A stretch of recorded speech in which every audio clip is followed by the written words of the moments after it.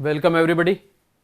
आयनिक यौगिकों के नामकरण की आउटलाइंस हम बता चुके थे, जिसमें धनायनों के नाम और ऋणायनों के नाम किस तरीके से लिखे जाते हैं। और उसके बाद हम नेक्स्ट में ले रहे हैं आयनिक यौगिक का अणुसूत्र क्या है और आयनिक यौगिक के अणुसूत्र के निर्माण की क्या प्रक्रिया है और आयनिक यौगिकों का नामकरण हम धनायनों के नाम को लेते हुए किस तरीके से प्रदर्शित करते हैं, इसको हम यहाँ पर लेके प्रारंभ कर रहे हैं। तो यहाँ पर हम ले रहे हैं आयनिक यौगिकों का अणुसूत्र और उनका नामकरण। आयनों का नामकरण हम पहले ले चुके हैं। तो यहाँ पर आयनिक यौगिक का यदि हम अणुसूत्र प्रदर्शित करते हैं तो किसी भी आयनिक यौगिक के अणुसूत्र में धनायन हमेशा पहले अर्थात लेफ्ट साइड में और ऋणायन हमेशा बाद में या राइट साइड में लिखा जाता है। इसको हम लिखते हैं लेफ्ट पार्ट में और इसको हम लिखते हैं राइट पार्ट में। यदि दिया गया कोई भी आयनिक यौगिक दो आयनों से मिलकर बना है तो धनायन पहले और ऋणायन उसके बाद में लिखा जाएगा। दूसरी प्रक्रिया हम यहाँ पर ध्यान रखते हैं वो ये है कि यदि धनायन और ऋणायनों पर आवेश है तो आवेश के साथ में इनका निर्धारण भी अलग तरीके से किया जाता है। तो अगर हम बात करें नेक्स्ट पॉइंट के रूप में, या पहला पॉइंट इसको ले लेते हैं, इसको कर देते हैं सेकंड पॉइंट। तो सेकंड पॉइंट के अंदर पहले धनायन लेफ्ट में और ऋणायन हमने राइट में लिखना है, पहला काम। दूसरा है यदि दिए गए आयनों पर आवेश कैसा है, समान। यदि आयनों पर आवेश समान है, आवेश समान है, तो यदि धनायन और ऋणायन पर आवेश समान है तो आपको कुछ चेंज नहीं करना है। धनायन को पहले ऋणायन को बाद में लिख देना है, लेकिन इसके आवेश को प्रदर्शित नहीं करना है। जैसे कि यदि मैं Na धनायन और Cl ऋणायन को लेकर के यदि मैं यौगिक बनाता हूँ तो चूंकि इस पर एक आवेश है, इस पर भी आवेश एक है, अर्थात समान आवेश है, तो मैं पहले धनायन को लिखूंगा फिर ऋणायन को लिखूंगा, लेकिन इनके आवेश को नहीं लिखना है। अर्थात यही सूत्र आणविक सूत्र कहलाता है, सोडियम क्लोराइड कहलाता है। इसी तरीके से यदि मैं कॉपर 2+ और SO4 2- दिया गया है, इन दोनों पर भी आवेश समान है, तो यदि मैं इन दोनों को मिला के सूत्र लिखूंगा तो आपको आवेश हटा करके इन दोनों भागों को जोड़कर धनायन पहले और ऋणायन बाद में लिख करके अणुसूत्र बनाना है।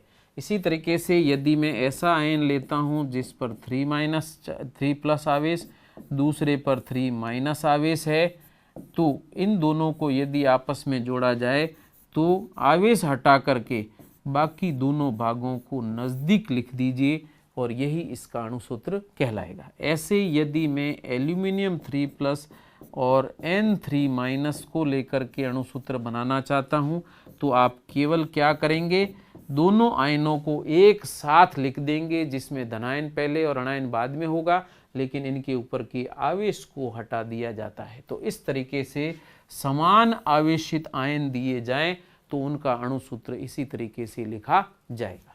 सेकंड में यदि बात कर रहे हैं आयनों पर भिन्न आवेश है तो नेक्स्ट बात है आयनों पर भिन्न आवेश यदि दिया गया है तो आयनों पर यदि भिन्न आवेश दिया गया है तो अणुसूत्र बनाने का क्या तरीका है वो हम लेके चल रहे हैं। तो यहाँ पर यदि भिन्न आवेश है तो आप क्या करेंगे, धनायन बाईं ओर लिखेंगे, ऋणायन दाईं ओर लिखेंगे। धनायन लिखने के बाद क्रम यही होना चाहिए। उसके बाद धनायन का आवेश धनायन के ऊपर लिखना है बिना चिन्ह के, और ऋणायन का जो आवेश है वो ऋणायन के ऊपर लिखना है बिना चिन्ह के, इसमें कोई चिन्ह प्रयुक्त नहीं होगा।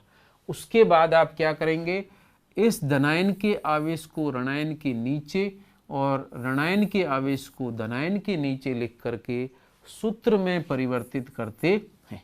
एग्जाम्पल अगर मैं प्रदर्शित करूं, अमोनियम दिया गया है NH4+ और दूसरी तरफ आपको सल्फेट दिया गया है SO4 2-।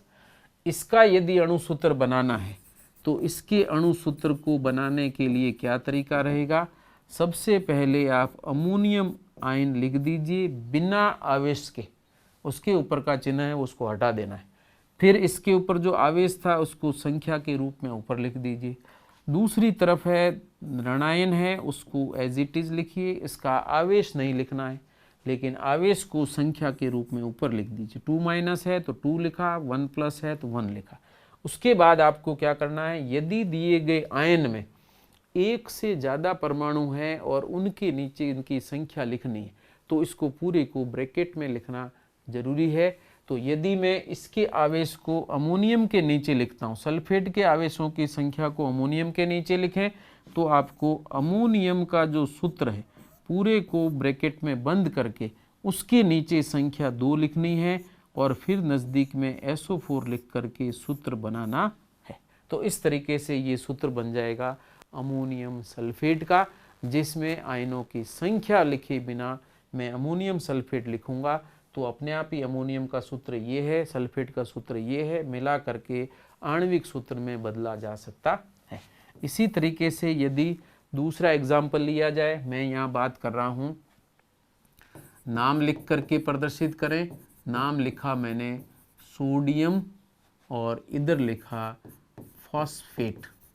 तो सबसे पहले तो आपको ध्यान रखना है धनायन कौन सा है, ऋणायन कौन सा। पता कैसे चलेगा, सोडियम लिखा है, EM आ रहा है, या नाम से आवर्त सारणी के आधार पर हम स्थिति पता लगा सकते हैं कि ये धातु है, धनायन के रूप में होगा। दूसरी तरफ है ऑक्सी ऋणायन है, अनुलग्न 8 लग रहा है, इसका मतलब ऋणायन होगा। तो ऐसी स्थिति में सबसे पहले नाम लिख दीजिए सोडियम फॉस्फेट। जो नाम दिया है उसमें सोडियम का सूत्र धनायन के रूप में Na+ लिखिए। फॉस्फेट का सूत्र आपको ध्यान रखना है, PO4 पर 3- आवेश होता है, इस रूप में लिखिए। उसके बाद में सूत्र बनाने के लिए Na को लिख करके आवेश इसके ऊपर लिखना है और इसके ऊपर का Na पर जो प्लस चिन्ह है हटा देना। दूसरी तरफ है PO4, इसके ऊपर जो आवेश 3- है वो नहीं लिखना लेकिन आवेश को संख्या के रूप में ऊपर लिख देना है। उसके बाद में इसके आवेश को Na के नीचे और Na का आवेश PO4 के नीचे लिखना है। चूंकि संख्या 1 है तो ब्रैकेट में लिखने की जरूरत नहीं है, चूंकि ये एक ही तत्व से बना आयन है इसलिए इसके अंदर ब्रैकेट नहीं लगाना है, सीधी संख्या नीचे लिखेंगे और उसके बाद लिख दिया जाएगा PO4। तो ये सूत्र बनेगा और इसी को हम कहते हैं सोडियम फॉस्फेट और इसी आधार पर सूत्र प्रदर्शित किए जाते हैं। ऐसे यदि आपको कहा जाए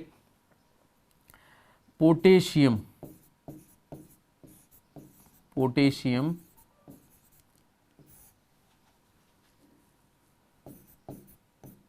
सल्फाइट का सूत्र लिखिए तो आप क्या करेंगे, पोटेशियम धनायन के रूप में पहले लिखना है, सल्फाइट है उसके बाद में लिखना है। सल्फाइट का सूत्र याद रखना है, SO3 होता है।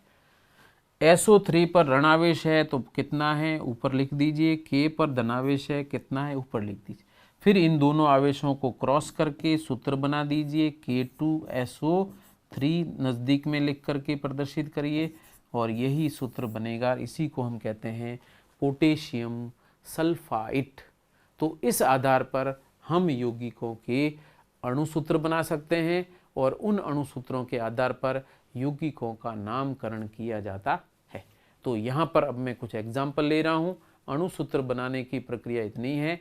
अब इसमें आपको आयन और उन पर आवेश पता है तो हम आसानी से अणुसूत्र भी बना सकते हैं और अणुसूत्र में अणु पूर्ण रूप से विद्युत उदासीन रहना चाहिए, उसी को ध्यान में रखते हुए अणुसूत्र आपको बनाना है। और सामान्य प्रक्रिया में ये 2 नियम ही प्रयुक्त किए जाते हैं जिनमें एक धनायन और ऋणायन दिया है, सूत्र इसी रूप में प्रदर्शित करते हैं। अब मैं कुछ एग्जाम्पल ले रहा हूँ और उन एग्जाम्पल में दिए गए आयनिक यौगिक, हम बाइनरी आयनिक यौगिक ले रहे हैं, उनमें आपको नामकरण करना है, नाम किस तरीके से लिखा जाता है।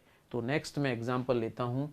यदि आपको यौगिक दिया गया है, पहला मैं सूत्र यौगिक लिख रहा हूँ और बाद में इसके नाम लिखने, इसी तरीके से ये दिया गया है, इसी तरीके से ये दिया गया है, इसी तरीके से ये दिया गया है, इसी तरीके से ये दिया गया है, इसी तरीके से Na2S दिया गया है, इसी तरीके से Fe2O3 दिया गया है। इसी तरीके से Na2O2 दिया गया है। इसी तरीके से KO2 लिखा गया है।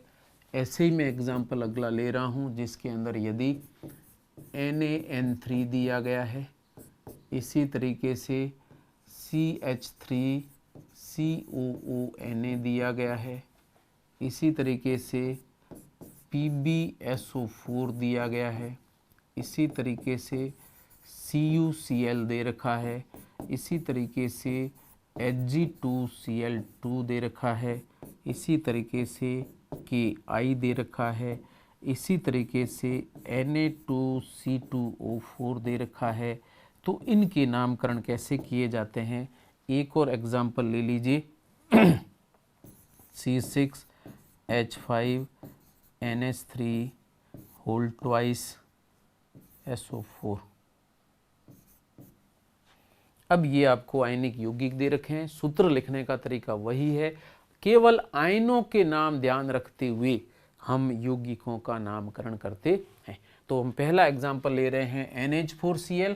तो आपको Cl पृथक करने के बाद बचे धन अभाग को, इसमें जितने भी सूत्र लिखे हैं इसका धनायन पहले लिखा है और ऋणायन हमेशा बाद में। तो ऐसी स्थिति में यहाँ पर धनायन यहाँ से यहाँ तक है और NH4+ को हम एजेनियम भी कहते हैं और अमोनियम भी कहते हैं। मैं यहाँ पर एजेनियम के रूप में लिख रहा हूँ, तो इसका नाम हो जाएगा एजेनियम और आगे लिखा जाएगा क्लोराइड।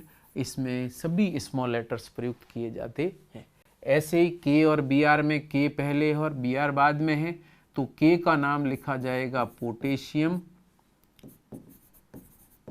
और Br को लिखा जाता है ब्रोमाइड।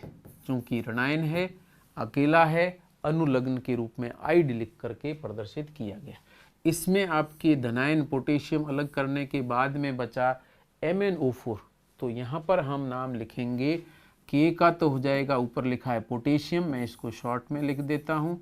और MnO4 का नाम आपको ध्यान रखना है, ये पर मैंगनेट आयन कहलाता है। ठीक है, अब पर पूर्वलग्न के रूप में प्रयुक्त किया गया है और इसको हम सम्मिलित रूप से पर मैंगनेट लिखते हैं। तो ये हो जाएगा पोटेशियम पर मैंगनेट। तो पोटेशियम पर मैंगनेट अनुलग्न 8 और पूर्वलग्न पर 2 लगाए गए हैं Mn के साथ में। ये ऑक्सी ऋणायन है और ये सबसे अधिक ऑक्सीकरण अवस्था युक्त ऑक्सी ऋणायन है, इसके लिए हम पर और 8 अनुलग्न प्रयुक्त कर रहे हैं। इसी तरीके से यहाँ पर के धनायन और Cr2O7 ऋणायन है। तो Cr2O7 को कहते हैं डाइक्रोमेट, तो इसका नाम हो जाएगा पोटेशियम डाइक्रोमेट। अनुलग्न 8 आ रहा है, इसी से पता चल जाएगा ऑक्सी ऋणायन है और ये क्रोमियम से बना इसलिए लिखा है क्रोमेट। तो डाइक्रोमेट, ये एल नहीं आएगा, डाइक्रोमेट लिखा जाता है। तो DiCHROMATE डाइक्रोमेट प्रदर्शित करते हैं। इसी तरीके से यहाँ पर Cr अकेला ही है, तो इसको सिर्फ क्रोमेट लिखेंगे, तो नाम वही रहेगा पोटेशियम क्रोमेट। ऊपर वाले में लिखा पोटेशियम डाइक्रोमेट क्योंकि 2 क्रोमियम थे और अब क्रोमियम कितना, 1, तो इसको लिखेंगे पोटेशियम क्रोमेट।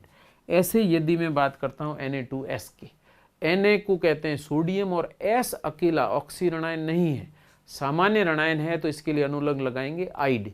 तो इसका नाम हो जाएगा सोडियम और ये इसका नाम होगा सोडियम और इसका नाम होगा सल्फाइड। आइड अनुलग्न लगा के लिखें तो पूरा नाम हो जाएगा सोडियम सल्फाइड।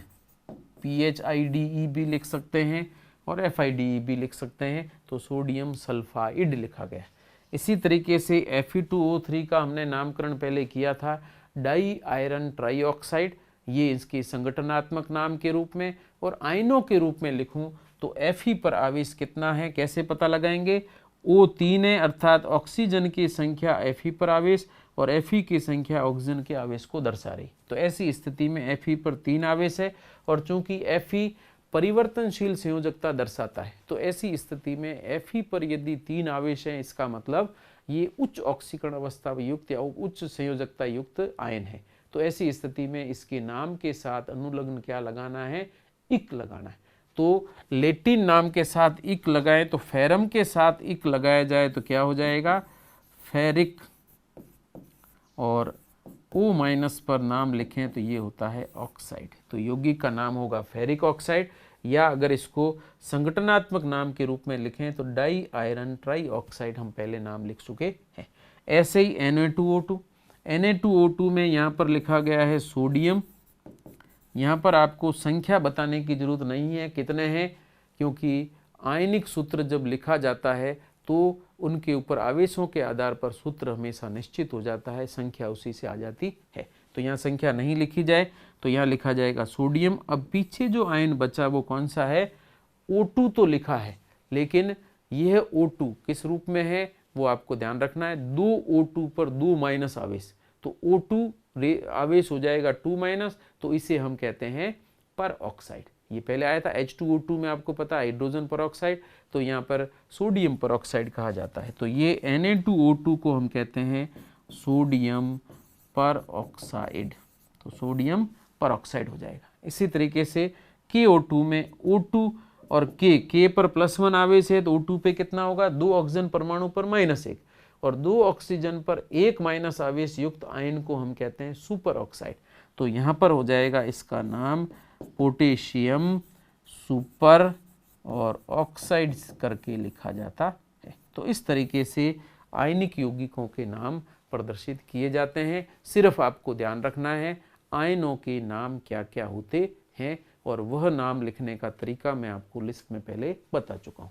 ऐसे ही अगर मैं N3 और Na ले रहा हूँ तो सोडियम, और इधर N के नीचे 3 लिखा है, इसका मतलब ये हो जाएगा, ये नहीं है कि सोडियम का आवेश इसके नीचे, यहाँ आपको सोडियम का आवेश तो इकाई ही होता है, लेकिन N3 यहाँ पर इकाई ऋणायन है, पूरी इकाई है ये N3 आयन, तो इसे हम कहते हैं एजाइड। तो ये हो जाएगा यहाँ पर सोडियम, और N3 को हम कहते हैं एजाइड, तो यौगिक का नाम हो गया सोडियम एजाइड। ऐसे ही हम प्रदर्शित करते हैं Na और CH3CO माइनस यहाँ तक Na। अब यहाँ पर ये क्रम से लिखा हुआ नहीं है, ये ध्यान रखना। यहाँ पर इसको लिखा इस तरीके से क्यों है, क्योंकि ये कार्बनिक यौगिक में H हम लास्ट में लिखते हैं क्रियात्मक समूह के लिए, यह दर्शाने के लिए कि सोडियम हाइड्रोजन की जगह प्रतिस्थापित हुआ है, सूत्र हम ऐसे लिखते हैं। अन्यथा हम इस सूत्र को आयनिक यौगिक के रूप में लिखें तो NaOCOCH3 के रूप में लिखा जाता है, और नाम हो जाएगा इसका सोडियम, और CH3CO को हम कहते हैं एसीटेट। तो इस यौगिक का नाम हो गया सोडियम एसीटेट। अब ये आया कहाँ से, ये प्रक्रिया मैं बता चुका हूँ। एसिटिक अम्ल के अंदर इक एसिड हटा करके एट लगाया है, तो एसिड था, इक एसिड हटा दिया तो एट लगेगा, तो ये हो जाएगा एसीटेट। तो इस तरीके से नाम आया सोडियम एसीटेट। ऐसे ही Pb और SO4, तो इसको हम कहते हैं प्लम्बस सल्फेट। Pb पर ऑक्सीकरण अवस्था 2 और 4 तो होती है, तो यहाँ पर 2 है, इसका मतलब कैसे पता चलेगा 2, तो या तो आपको SO4 का आवेश पता होगा तब भी हम लेड पर आवेश ज्ञात कर सकते हैं। तो SO4 पर आवेश 2 होता है, पक्का है, तो ऐसी स्थिति में इधर भी 2 आवेश होगा, और इससे बनेगा प्लम्बस BOUS, और फिर लिखा जाएगा सल्फेट। तो प्लम्बस सल्फेट इसका नाम है, या फिर हम सामान्य भाषा में लेड सेकंड सल्फेट भी कहते हैं। तो इसको हम इस रूप में भी लिख सकते हैं, लेड ब्रैकेट में सेकंड और फिर लिखा जाता है सल्फेट। ये स्टॉक नोटेशन के रूप में भी हम नाम लिख सकते हैं। ऐसे यदि मैं यहाँ पर आयरन या फेरिक ऑक्साइड का स्टॉक नोटेशन में नाम लिखूं तो ये हो जाएगा आयरन, ब्रैकेट में लिखा जाएगा 3 और फिर लिखेंगे ऑक्साइड, तो आयरन 3 ऑक्साइड। इसी तरीके से लेड सेकंड सल्फेट कहा जाता है। ऐसे ही CuCl है, तो इसे कहा जाता है, अगर मैं स्टॉक नोटेशन में लिखूं तो कॉपर की ऑक्सीकरण अवस्था है 1 और इसे जुड़ा हुआ है क्लोराइड, तो ये हो जाएगा कॉपर फर्स्ट क्लोराइड। ऐसे ही मैं मरकरी की बात करता हूँ, संयोजकता में Hg2Cl2 यहाँ पर जो प्रदर्शित किया गया है, इसमें Cl की संयोजकता भी 1 है, मरकरी भी 1 है, लेकिन स्थायित्व प्राप्त करने के लिए Hg2 आयन के रूप में उपस्थित रहता है। इसलिए इसका यदि नाम लिखा जाए तो लिखा जाता है मर्क्यूरी, या तो आप लिखिए मर्क्यूरस, और अगर मैं स्टॉक नोटेशन में लिखता हूं तो ऑक्सीकरण अवस्था ब्रैकेट में लिखनी है। 1 मरकरी पर 1 आवेश है, तो क्लोराइड भी सिंगल आवेशित रूप में लिखना है क्लोराइड, तो ये हो जाएगा क्लोराइड। तो ध्यान रखना है मर्क्यूरी फर्स्ट क्लोराइड या मर्क्यूरस क्लोराइड कहते हैं, और वही यहाँ पर प्रदर्शित किया गया है। और इसी के लिए हम एक सेल का नाम भी लिखते हैं, याद हो तो नीचे कमेंट में बताना। इसमें सेल इस यौगिक के नाम के आधार पर एक सेल का नामकरण किया जाता है, जो कि मानक सेल के रूप में हम प्रयुक्त करते हैं या मानक इलेक्ट्रोड के रूप में हम उसको प्रयुक्त करते हैं। तो Ki अगर लिखा गया है तो बहुत सिंपल हो जाएगा, पोटेशियम और I को हम ऋणायन के साथ आयोडाइड लिखते हैं। और यहाँ पर अगर आप बात करें तो Na2C2O4, यहाँ पर C2O4 जो दिया गया है ये वास्तव में कहाँ से आता है, COOH और COH, ये ऑक्जेलिक एसिड है। इसके दोनों हाइड्रोजन हटा दिए जाए तो 2 कार्बन और 4 ऑक्सीजन युक्त द्विऋण आवेशित आयन बनता है। और उसका नाम अगर लिखना हो तो COH का नाम या इस अम्ल का नाम है ऑक्जेलिक एसिड। तो इसमें इक एसिड हटा करके ऋणायन बनाया है, तो इक एसिड की जगह 8 लगा दें तो ये हो जाएगा ऑक्जेलेट। ऑक्जेलिक एसिड था तो ऑक्जेलिक एसिड हटा दिया, उसकी जगह 8 लगाए तो ऑक्जेलेट कहलाता है। तो यहाँ पर हो जाएगा सोडियम ऑक्जेलेट, सोडियम ऑक्जेलेट कहा जाता है। ऐसे यदि मैं इसकी बात करता हूँ तो C6H5NH2 होता, उसको कहते हैं एनिलीन, लेकिन एक प्रोटॉन जोड़ दिया है, H+ आयन जोड़ा है तो अनुलग्न ईएम लगेगा, तो ये हो जाएगा एनिलीन से एनिलीनियम। और आगे है सल्फेट, तो इसका नाम होगा एनिलीनियम सल्फेट। इस तरीके से हम इन आयनिक यौगिकों का नाम लिखेंगे, एनिलीनियम सल्फेट। यहाँ पर ये एनिलीनियम कहलाता है क्योंकि प्रोटॉन जुड़ते ही इसके साथ ईएम अनुलग्न लगाया जाता है। जैसे कि यदि मैं NH3 लिखता हूँ, NH3 के साथ एक प्रोटॉन जोड़ें तो नामकरण की प्रक्रिया में प्रोटॉन जोड़ने पर जो भी आयन बनेगा उस आयन NH4 है तो NH4 बनेगा, उस पर आवेश कितना होगा प्लस। तो प्रोटॉन जोड़ने पर जो यौगिक बनता है उसमें आपको ईएम अनुलग्न लगाना है, तो एजेन है इसका नाम, तो ये हो जाएगा एजेनियम। और इसी को हम कहते हैं अमोनियम। अमोनिया था तो अमोनिया से बना अमोनियम, और एजेन कहते हैं तो एजेनियम लिखा जाता है। और ऐसे यदि इसमें से प्रोटॉन हटा दिया जाए तो यहाँ पर NH2- बनता है, और इसे हम कहते हैं एजेनाइड। एजाइड नहीं कहते, एजाइड शब्द आता है इसके लिए, तो ये ध्यान रखना, एजाइड शब्द आता है N3- के लिए, जबकि यहाँ पर आप लिख रहे हैं एजेनाइड, तो अंतर है एजेनाइड। या इसी को हम अमाइड भी कहते हैं, AMIDE कहा जाता है, अमाइड या एजाइड। एजाइड N3- के लिए, एजेनाइड NH2- के लिए, इसी के लिए दूसरा शब्द आता है एमाइड, तो ये एमाइड के रूप में लिखा जाता है। लेकिन ऑर्गेनिक केमिस्ट्री में एमाइड क्रियात्मक समूह अलग तरीके से आता है, इसलिए ज़्यादातर हम इसी का उपयोग करते हैं और यही काम में लिया जाता है। लेकिन यदि यही ऑर्गेनिक केमिस्ट्री में लिया जाए तो NH2 के रूप में लिखा जाता है, और इसी को हम कहते हैं अमीन। इसे अमीन कहते हैं, प्रतिस्थापी के रूप में अमीनो, क्रियात्मक समूह के रूप में एमीन करके दर्शाते हैं। या फिर अमाइड हम ऑर्गेनिक केमिस्ट्री में यदि प्रयुक्त करें तो यह CONH2 के लिए प्रयुक्त होता है। तो इम्पोर्टेंट है, इसलिए IUPAC का सही नाम होगा एजेनाइड करके लिखा जाता है, और इसे हम एजाइड भी लिखते हैं, लेकिन एजाइड सही शब्द उसके लिए काम में लिया जाता है। ठीक है, जैसे हम NaNH2 आपने नाम सुना होगा, NaNH2, तो इसको हम लिखते हैं सोडियम अमाइड, सोडियम एमाइड या सोडामाइड कहा जाता है। तो सोडियम एमाइड या सोडियम एमाइड के रूप में इसको प्रदर्शित करते हैं। तो ये इसके नामकरण के तरीके हैं, और अगर ऋणायन जोड़ा घटाया जाता है तो उसके नाम भी फिर भिन्न हो जाते हैं। वो भी हम प्रक्रिया पहले ले चुके हैं। तो इस तरीके से आयनिक यौगिक और उनके नामकरण कैसे किए जाते हैं ये बहुत इंपॉर्टेंट है।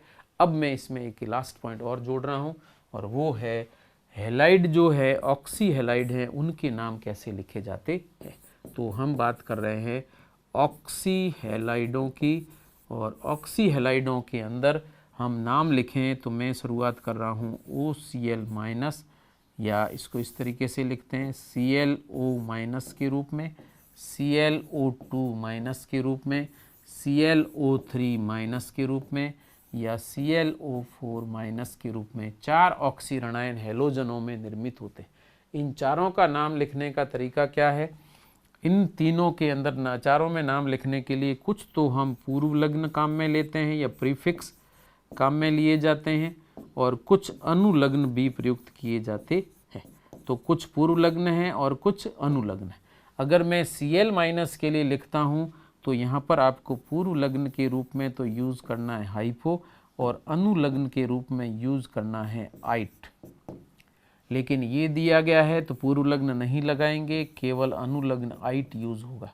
ये दिया गया है तो केवल अनुलग्न 8 यूज़ किया जाएगा, पूर्व लग्न काम में नहीं लेंगे। ये दिया गया है तो अनुलग्न 8 और पूर्व लग्न के रूप में पर प्रयुक्त किया जाता है, और इनको सभी को मिलाया जाए तो नाम क्या क्या बनेंगे? तो पहले वाले का नाम हो जाएगा हाइपो, क्लोरीन के साथ आइट लगाना है तो क्लोराइट लिखा जाता है। तो ये हो गया हाइपोक्लोराइट, हाइपोक्लोराइट लिखा गया है।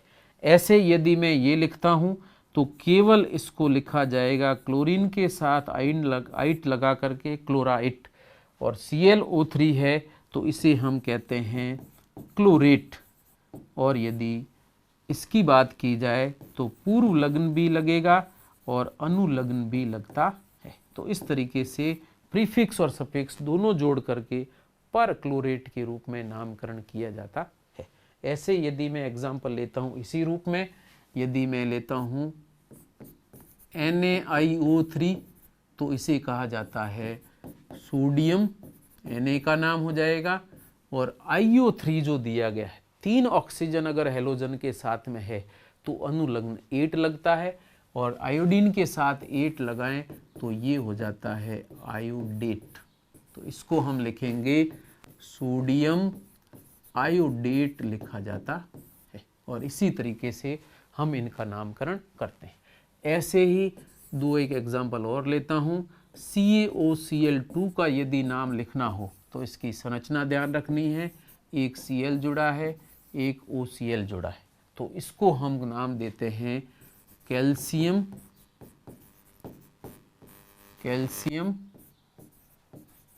Chloro hypochlorite. ClO माइनस को हम क्या कहते हैं? क्लोराइट कहते हैं।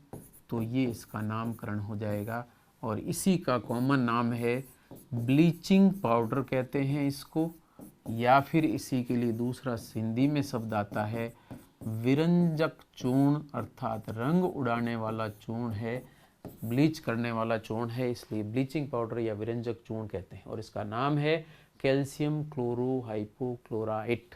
कैल्शियम क्लोरो हाइपोक्लोराइट, ये हाइपोक्लोराइट आयन है। ये Cl को हमने क्लोरो लिखा है क्योंकि ये प्रतिस्थापी मानकर लिखा गया है। ठीक है, तो कैल्शियम क्लोरो हाइपोक्लोराइट। ऐसे यदि मैं जलयोजित यौगिक देता हूँ, जैसे कैल्शियम सल्फेट और 1/2 H2O लिखा गया है, तो इसका नाम यहाँ पर जल को हम यूज़ करते हैं हाइड्रेट के रूप में प्रदर्शित किया जाता है। तो नाम लिखने का तरीका क्या हो जाएगा? कैल्शियम हो जाएगा, SO4 के लिए हो जाएगा सल्फेट, और लास्ट में 1/2 के लिए शब्द आता है हेमी, मीन्स हाफ या आधा। जैसे स्फीयर के लिए पूरे गोले को स्फीयर कहते हैं, आधे गोले को हेमी स्फीयर। हेमी का मतलब हाफ होता है, तो यहाँ पे हेमी, और H2O के लिए कहते हैं हाइड्रेट। तो इस यौगिक का नाम हो जाएगा हेमी हाइड्रेट। अगर अब इसकी जगह IUPAC के रूप में मैं प्रदर्शित करूं तो IUPAC में इसको लिखने का तरीका है कैल्शियम सल्फेट, FATE भी लिख सकते हैं, और हाइड्रेट लिखा जाएगा, लेकिन ब्रैकेट में हम इनके अनुपात को प्रदर्शित करते हैं 2:1, जिसमें 2 संख्या हो जाएगी कैल्शियम सल्फेट की और 1 पार्ट हो जाएगा हाइड्रेट का अर्थात H2O का। तो इस तरीके से ये यौगिक बनेगा कैल्शियम सल्फेट हेमीहाइड्रेट या कैल्शियम सल्फेट हाइड्रेट 2:1, और इसी का दूसरा नाम है POP या इसे हम कहते हैं प्लास्टर ऑफ पेरिस कहा जाता है। तो प्लास्टर ऑफ पेरिस या POP इसी यौगिक के लिए नाम प्रयुक्त किया जाता है, जिसके यौगिकों के नाम यहाँ पर दिए गए। एक एग्जाम्पल मैं और लेता हूँ, CuSO4.5H2O लिखा गया है। तो इसके लिए मैं IUPAC के अनुसार नाम लिखूँ तो ये हो जाएगा कॉपर, फिर सेकंड, फिर लिखा जाएगा सल्फेट और फिर लिखेंगे हाइड्रेट, और यहाँ पर ब्रैकेट में लिखा जाता है 1:5।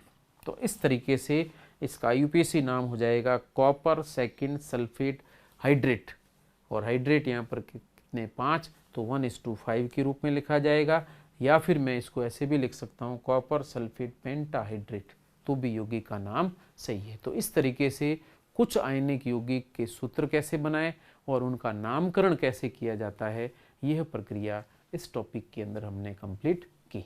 नेक्स्ट क्लास के अंदर मैं कुछ अम्ल और उनके नामकरण के तरीके और उसके बाद में उपसहसंयोजक यौगिकों के नामकरण की प्रक्रिया प्रारंभ करेंगे। Thank you so much.